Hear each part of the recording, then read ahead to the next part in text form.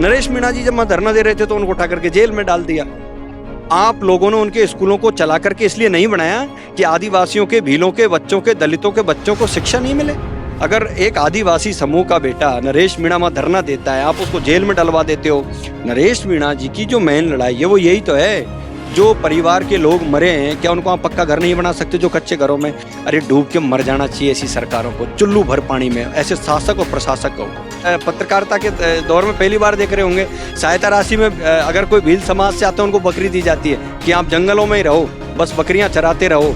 माने आप भील समाज को और आदिवासी समाज को किस तबके से सोचना चाहते हो ये आजादी के 70-80 साल बाद में?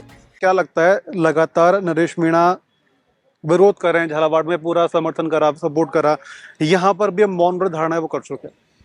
देखो नरेश मीणा जी किसी की पीड़ा को लेकर के कर रहे हैं। उस दिन जब वो अच्छी खासी क्रांति यात्रा चला रहे थे, उनके मन में एक दर्द था, और दर्द ये था कि अचानक ये घटना हुई और 7 बच्चे मारे जाएं। सरकार और खास तौर से विपक्ष चुप रहा। पूरे राजस्थान और देश में आप लोगों ने, मीडिया ने उस आवाज को बहुत मुखरता से उठाया, उन्हें श्रद्धांजलि दी। दुर्भाग्य ये रहा कि सरकार मौन रही, और सबसे बड़ा दुर्भाग्य रहा कि प्रदेश का मुख्यमंत्री और उस जिले का कलेक्टर आज तक उस घर परिवार को देखने के लिए नहीं पहुंचा।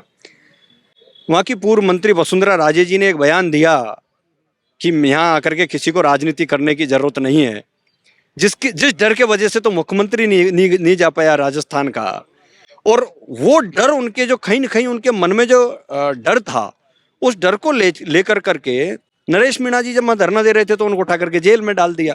आप ये कहना चाह रहे हैं कि इस पूरे घटनाक्रम में कहीं ना कहीं इन्वॉल्वमेंट है पूर्व मुख्यमंत्री का? हो सकता है पूर्व मुख्यमंत्री का ही है, अगर माना जाए तो पूर्व मुख्यमंत्री वसुंधरा राजे जी का ही है ये, क्योंकि जो मुख्यमंत्री लगातार 10 साल वहां रही, क्षेत्र उसका है, जिला उसका है, तो क्या उसकी आदिवासियों से दुश्मनी थी? जो आदिवासियों को, चलो तुम घर तो नहीं बना सके थे, जिस तरीके से माड़ा योजना के तहत अभी नरेश मीणा जी जो बता रहे थे, भाई आप योजनाओं के तहत गरीबों के घर नहीं बना पाए, वो एक अलग चैप्टर था।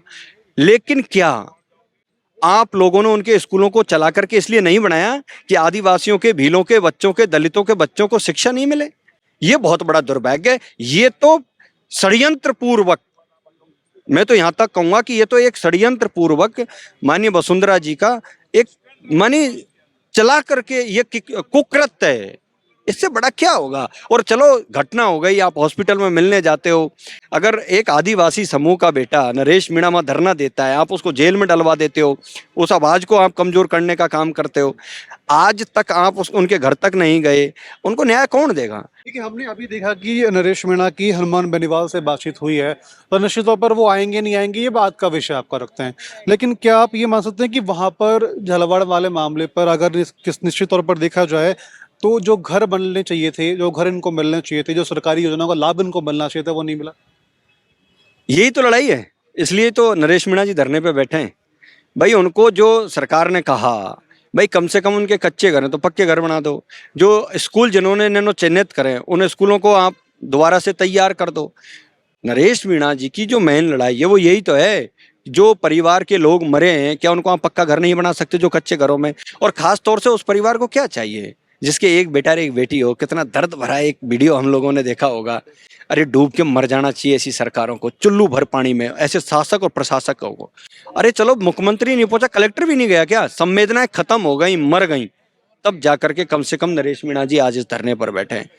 अगर इन 5 बकरियां जो और एक बकरा हमने देखा, इसका राज क्या है? अरे राज, इससे बड़ा घिनौना राज क्या होगा? बताओ आप, बोलो सरकार ने, मैं तो पहली बार सुन रहा हूँ, शायद आप भी पत्रकारिता के दौर में पहली बार देख रहे होंगे, सहायता राशि में अगर कोई भील समाज से आता है उनको बकरी दी जाती है कि आप जंगलों में ही रहो, बस बकरियां चराते रहो।